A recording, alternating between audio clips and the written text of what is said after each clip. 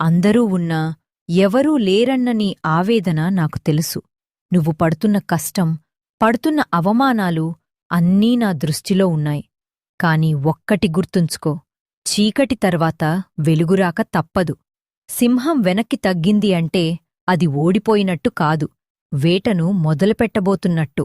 నీ కష్టాలన్నీ తీరిపోయే రోజు దగ్గర్లోనే ఉంది. ధైర్యాన్ని వదలద్దు. నీ వెనుక నేనున్నాను. నమ్మకమే నీ బలం. ఈరోజే నీ కష్టాలన్నీ నా పాదాల దగ్గర వదిలేయ్.